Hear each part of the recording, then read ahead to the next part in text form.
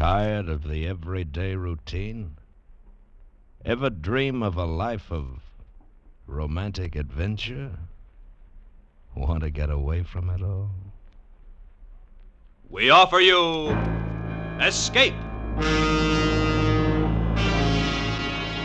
Escape, designed to free you from the four walls of today for a half hour of high adventure. Tonight we escape to a lonely lighthouse off the steaming jungle coast of French Guiana and a nightmare world of terror and violence, as George Toulouse describes it in his hair-raising tale, Three Skeleton Key.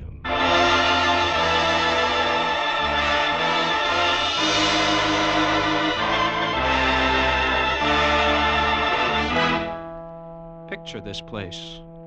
A gray tapering cylinder, welded by iron rods and concrete to the key itself. A bare black rock, 150 feet long, maybe 40 wide. That's at low tide. At high tide, just the light, rising 110 feet straight up out of the ocean. And all about it, the churning water. Gray-green, scum-dappled, warm as soup, and swarming with gigantic bat-like devilfish, great violet schools of Portuguese man-o'-war, and, yes, sharks, the big ones, the 15-footers. And as if this wasn't enough, there was a hot, dank, rotten-smelling wind that came at us day and night off the jungle swamps of the mainland. A wind that smelled like death. Set in the base of the light was a watertight bronze door, and in you went, and up. Yes, up, and round, past the tanks of oil and the coils of rope, cases of wicks, racks of lanterns, sacks of spuds, and cartons and cans, and up, round and round. Over the light storeroom was the food storeroom, and over the food storeroom was the bunk room where the three of us slept, and over the bunk room was the living and cooking room, and over the living and cooking room was the light.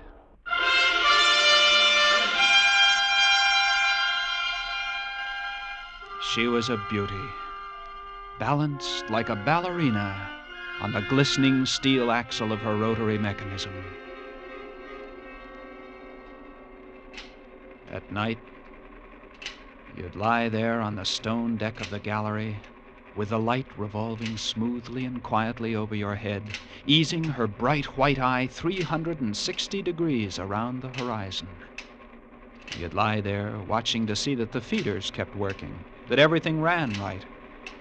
And it wouldn't be bad. The other two fellows snoring in their sacks 2 levels down. You'd smoke your pipe to kill the stink of the wind, and it wouldn't be bad.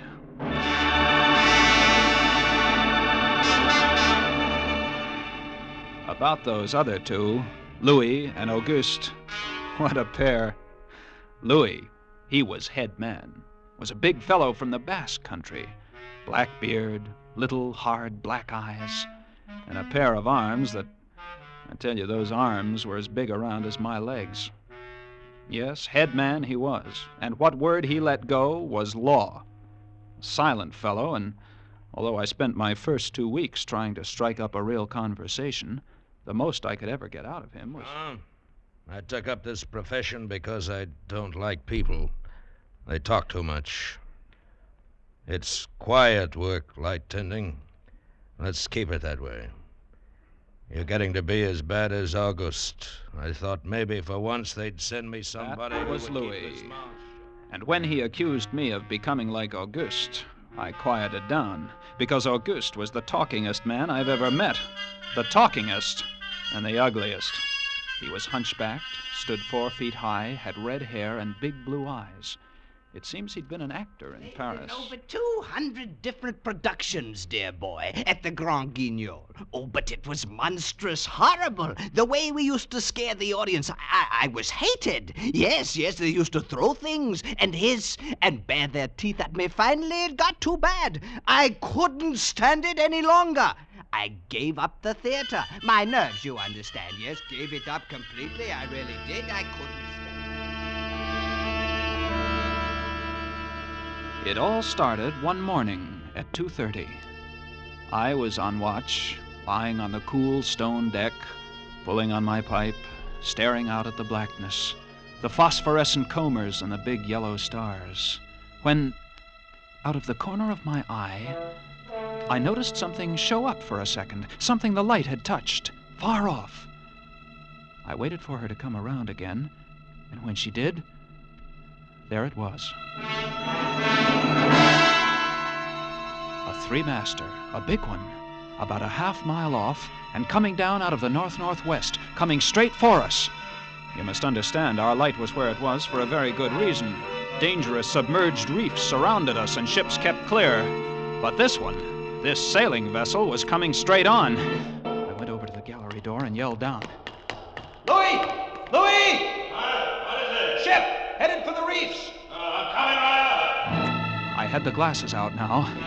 I couldn't read her name, but I could see her quite plainly. All sails set, the foam creaming away under her bow, her beautiful lines.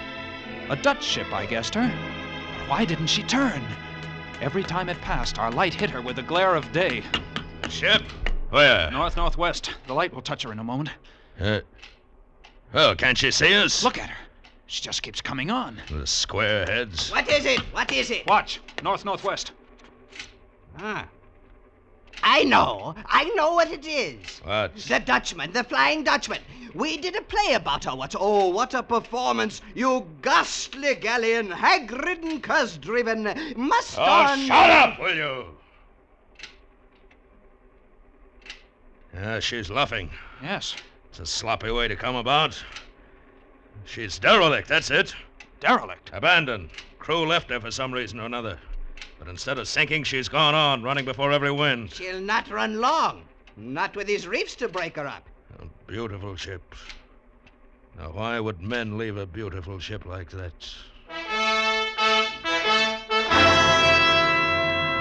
She didn't ram us, although we all expected it. But as we waited for the crash, she luffed again, caught some odd gust, and went about. We watched her the rest of those black hours, heeling and rocking, pushed and pulled by every stray wind, every freak current. Watched her until the dawn came, till the sea turned from black to pearly gray. And on she came again, heading for us. We all had our glasses trained on her now. August, you can kill the light. Right, Chief. She doesn't look so good by daylight. Think she'll ground this time? I say, do you think she'll ground this time? This is impossible. Absolutely impossible. What? Here, take my glasses. They're better than yours. All right. What is it, I had to focus. And then my breath froze in my throat.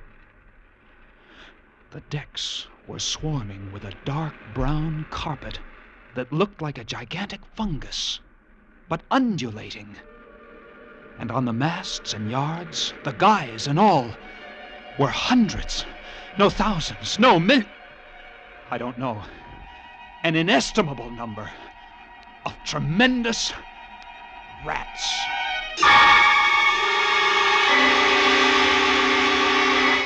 See them? Yes, I see them. Now we know why she's derelict. Yes, now we know. What are you two doing? Here, give me a look. Yes, give him the glasses. Take a good look, chatterbox. Give you something to talk about. She's still heading for us. Yes. If she's going to turn, she'd better turn soon. Suppose she doesn't. You mean suppose she piles up on the quay? It's low tide. Yes, it is. Well, where's all the conversation, August? Huh? Here, you want the glasses again? You want another look? No. She's still coming on. Go away! Go away! Turn, will you? Turn, I say!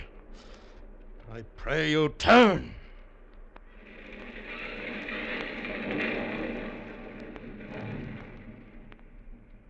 Cracked up. The rats! Look! On the water, like a carpet! They're swimming. Sure, they're swimming. Those are ship's rats. But they're swimming for the rocks. The door below! It's open! Well, come on! And down we went, racing down the stone stairs, taking them 3 and 4 at a time. Scared?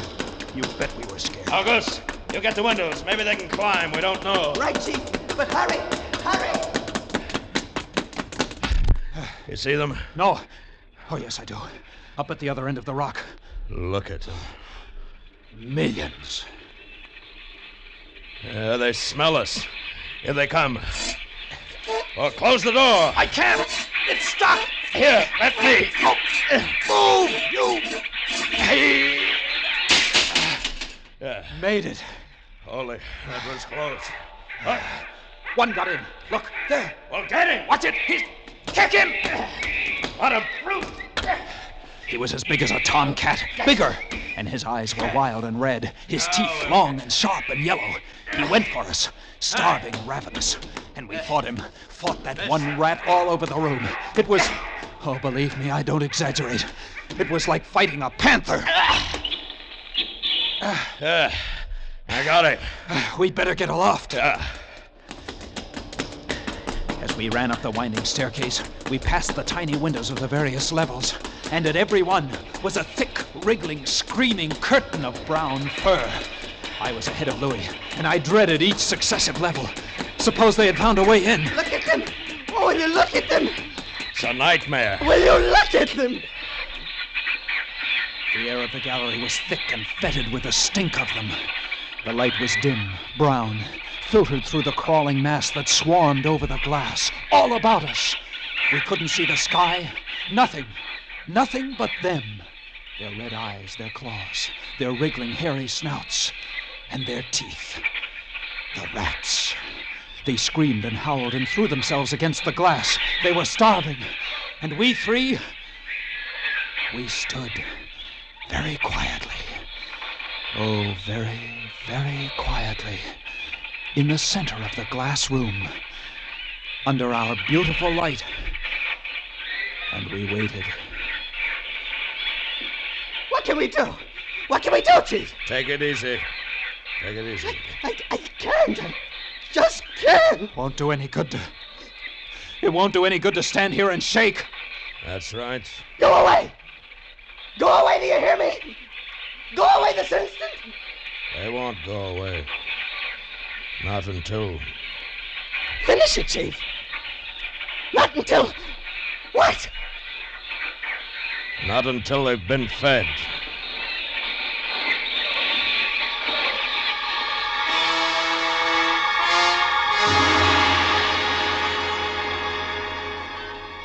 You can take just so much horror, and then you get used to it. And they were interesting to watch, you know. They couldn't understand the glass. They could see us, and they could rush at us, but that thin, invisible barrier held them off, stopped them. From time to time, we caught a glimpse of the rocks below. More rats down there, swarming brown velvet in the bright tropical sunlight. And then the tide began to rise.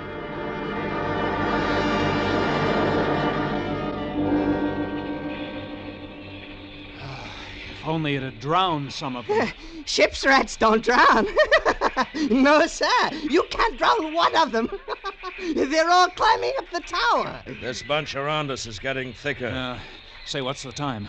6:15. You've got first watch, Sean. All right, Wake me at 10. I will. Come along, August. It was getting dark. One side of the room was lit a soft, filtered red. Sunset through the rats. Oh, very pretty. I set the wicks, checked my fuel, and then lit the lamp. It caught them, lit them in their gigantic wriggling web of pale, hairless bellies, twitching red tails, bright eyes. And then I started the rotary motor. The light drove them mad. As she swung slowly and smoothly about, she blinded them in the fierce, stabbing bar of light, moving continually about, ever turning, ever touching, ever moving around and around. And they, twitching and shuddering, eyes flaming when they were struck by the light, the bright light moving. And behind, on the dark side of the room, so close, I dared not turn my back. But you can't help turning your back when you're in a room made of glass. On the dark side of the room, you couldn't see them, but only their eyes. Thousands of points of blank red light, blinking and twinkling like the stars of hell.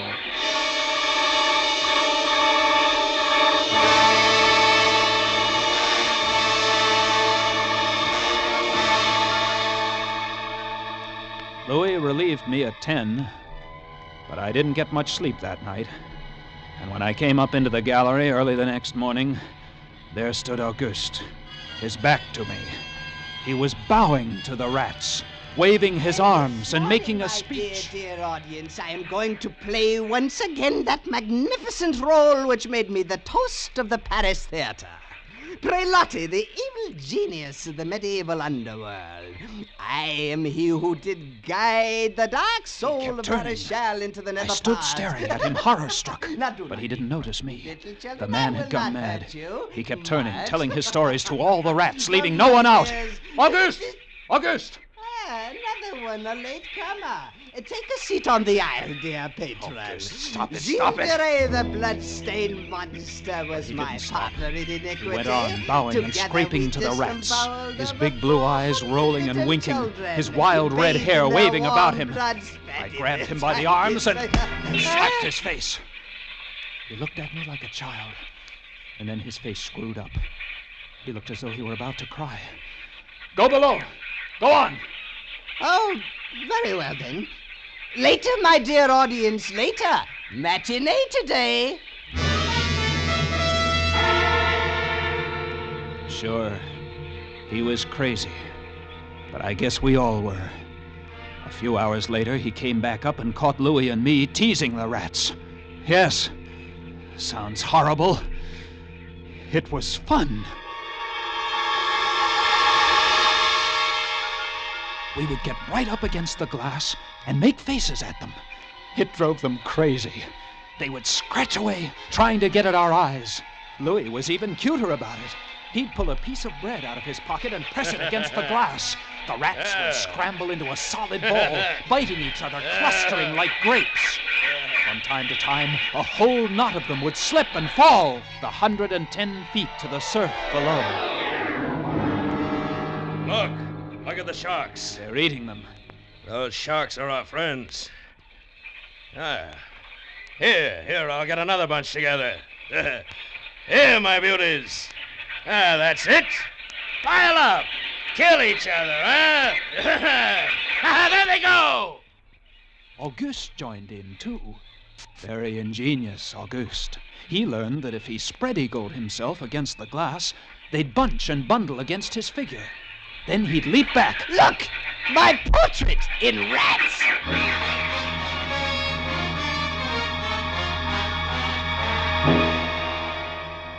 It went on all day. And then I was lying in bed. It was about midnight.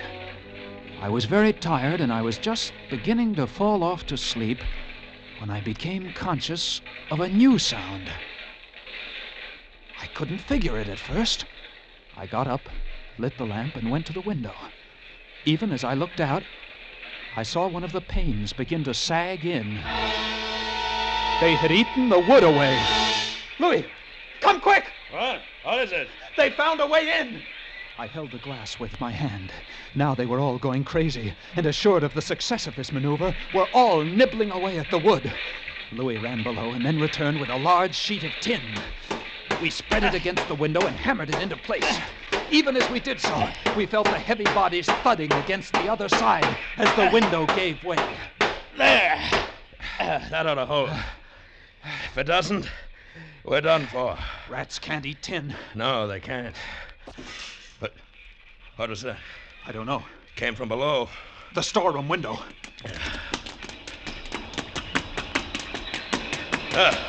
They're in. They're swarming up the stairs. Drop the trap. Right. There. What? Two of them got in. Let's go after them. We didn't have to go after them. They came at us. I leaped to one side and grabbed a marlin spike, swung, and smashed one in midair. No! I whirled to see Louis with the other. It had ripped his hand open and the blood was pouring out. He held his hand aloft and kicked at the snarling rat. I stepped and swung and got him. Oh, my hand! He got my hand! That's both of them, Louis. I'll get you something to tie that up. Blood! Look at it, my blood! I'm bleeding! Don't worry about it, Louis. Here. I'll wind this kerchief around it. It'll be okay. There. There, that's not bad. Just the flesh. And then I became conscious of a new sound. They were gnawing their way through the wooden trapdoor. I watched the wood, fascinated. And even as I did, it began to give way. And a bristling, whiskery nose showed through. Louis, we've got to go up!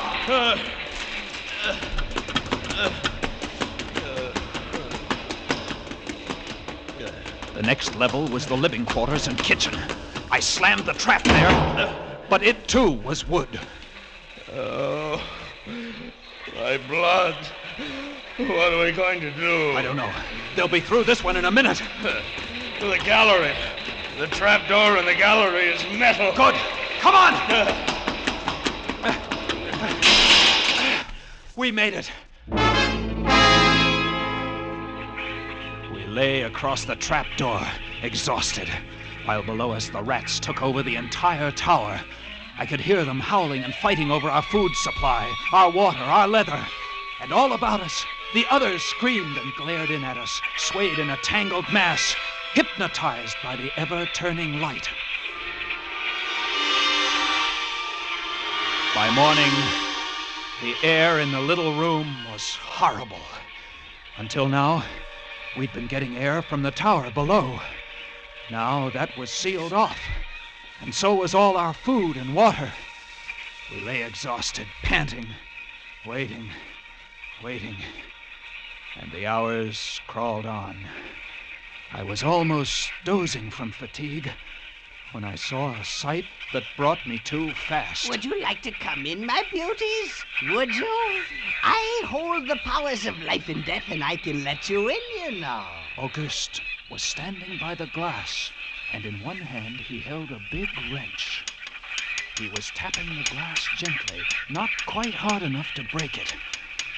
I eased myself to my feet, and slowly, very slowly, tiptoed toward him. All I have to do is tap just a little harder, and... I found a coil of wire in the toolkit, and I trussed him up, fastened him to a stanchion in the center of the room. Louis was of no help. He lay on his side, looking at his bloody hand, weak and sick as a baby. So there I was, a lunatic and a coward for company, and all about, watching our little drama, the rats.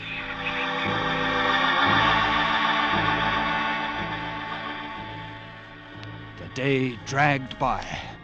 The supply boat wasn't due for another 12 days. I don't know what they could have done if they had come. And we had only one way of summoning them. That was to shoot off distress rockets. But the rockets were 4 floors below. And even if they'd been right there in the gallery, I couldn't have opened a window to fire them.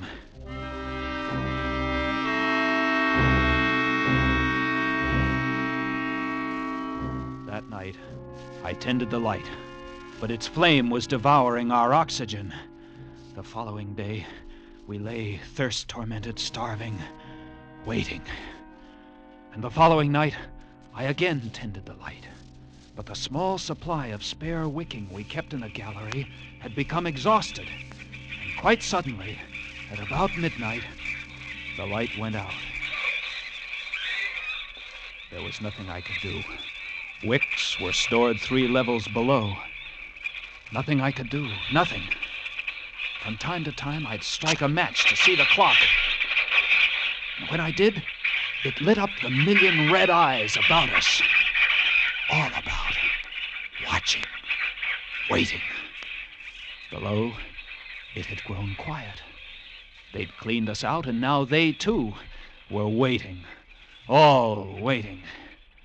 And then, the rats, quite suddenly, were silent. And then I heard it.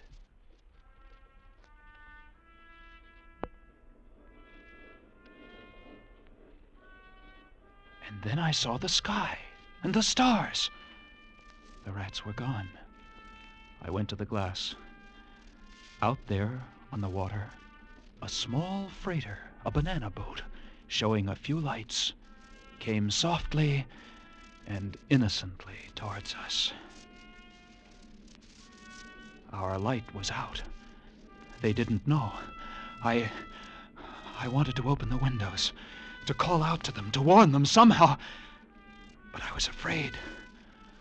What if the rats were hiding from me, tricking me? So I waited.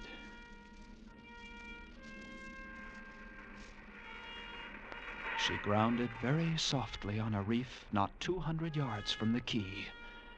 Grounded so gently that the man playing the cornet, was he a passenger, crewman, off watch, didn't even stop playing. They tried washing her back off. I could have told them to save their fuel. The tide was rising, would have floated her free. And I waited.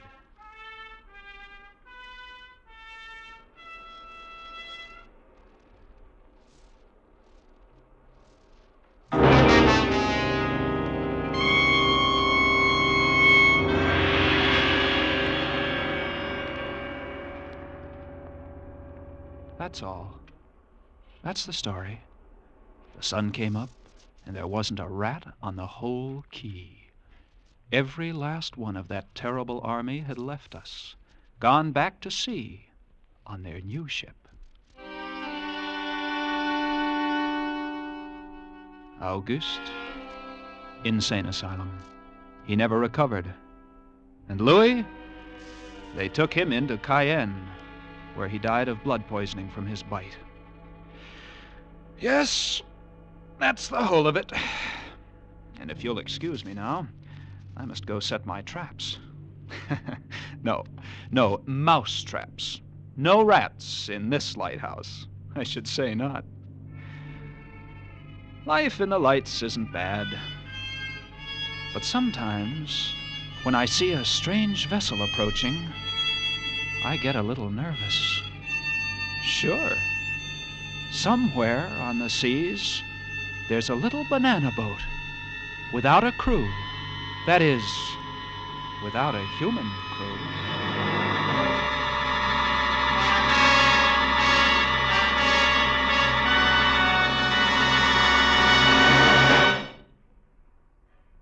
Escape is produced and directed by William N. Robeson. Tonight we have presented Three Skeleton Key by George Toulouse, adapted for radio by James Poe. Featured in the cast were Elliott Reed as Jean, Bill Conrad as Louis, and Harry Bartell as Auguste. Special music was arranged and conducted by Del Castillo. Next week. You are standing on the deck of a ship headed on an illegal mission to Central America. Before you, holding a gun in your stomach, is a desperate man who has just given you the choice between being killed or becoming a murderer yourself.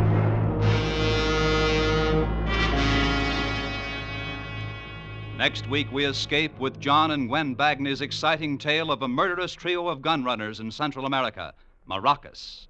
Goodbye, then, until the same time next week, when once again we offer you Escape.